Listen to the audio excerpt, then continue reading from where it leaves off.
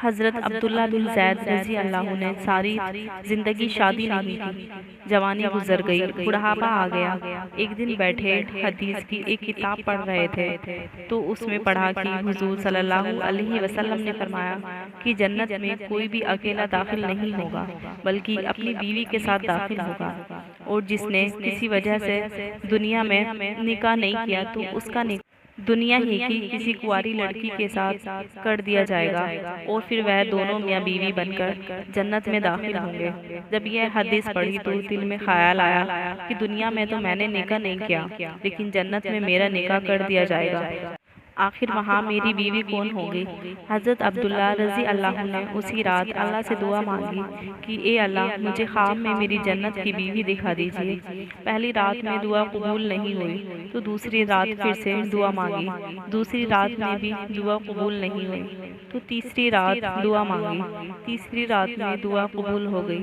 خواب میں دیکھتے ہیں کہ ایک کالے رنگ کی ایک عورت ہے جو حبشہ کی رہنے والی ہے، وہ کہہ رہی ہے کہ اے عبداللہ، میرا نام مومنہ ولید ہے، میں بصرہ میں رہتی ہوں اور میں ہی جنت میں تمہاری بیوی بنوں گی۔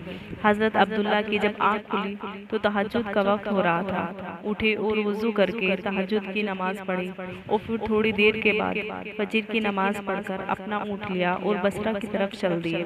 حضرت عبداللہ بن زید رضی اللہ عنہ بہت مشہور لوگوں میں سے تھے، اس لیے جب وہ بصرہ پہنچے تو لوگوں نے ان کا بڑا استقبال کیا اور پوچھا کہ حضرت ہمارے شہر میں کیسے آنا ہوا؟ حضرت عبداللہ نے فرمایا کہ میں ایک عورت کی تلاش میں یہاں آیا ہوں، ان کا نام میمونہ ولید ہے، میں اسی سے ملنا چاہتا ہوں۔ یہ سن کر لوگوں کو بہت حیرانی ہوئی اور کہا کہ حضرت آپ اتنی دور میمونہ ولید سے ملنے آئے ہیں؟ فرمایا ہاں، کیا میں اس سے نہیں مل سکتا؟ لوگوں نے کہا نہیں حضرت، ایسی بات نہیں ہے، بلکہ وہ تو ایک پاگل سی عورت ہے، لوگ اسے پتھر مارتے ہیں۔ حضرت عبداللہ نے پوچھا کہ پتھر کیوں مارتے ہیں؟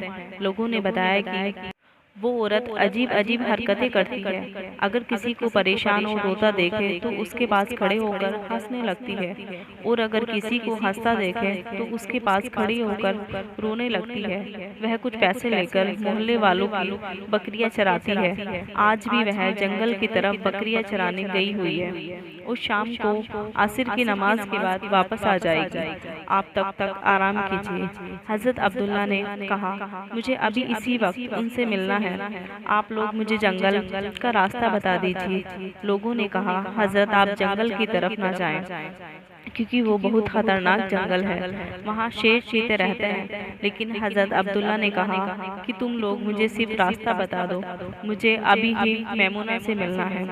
راستہ معلوم کر کے حضرت عبداللہ جنگل کی طرف چل دیے۔ حضرت عبداللہ فرماتے ہیں کہ حقیقت میں جنگل بہت خوفناک تھا، قدم قدم پر خونخوار جانور ملتے تھے۔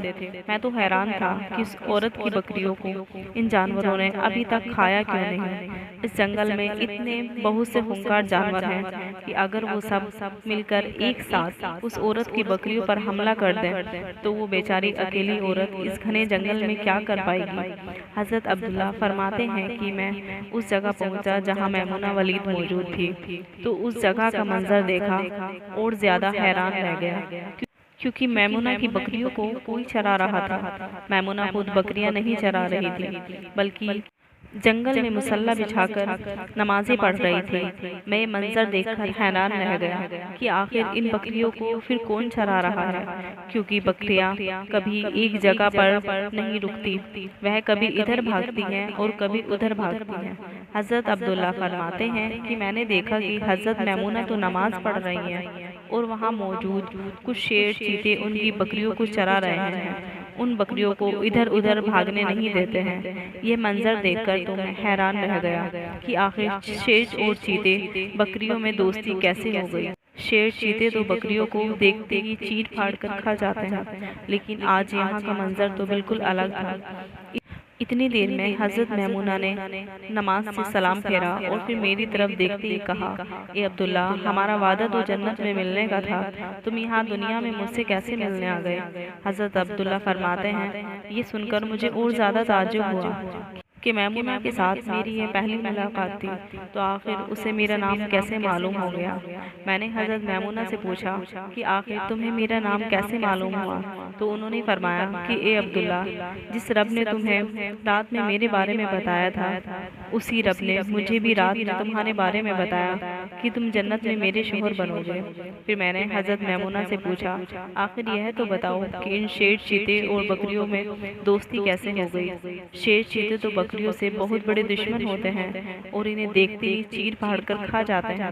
حضرت میمونہ نے فرمایا اے عبداللہ، جب سے میں نے اپنے اللہ سے دوستی بنا لی ہے، تب سے ان شیر چیتے نے بھی میری بکریوں سے دوستی بنا لی ہے، اور اب یہ میری بکریوں کو کوئی نقصان نہیں پہنچاتے۔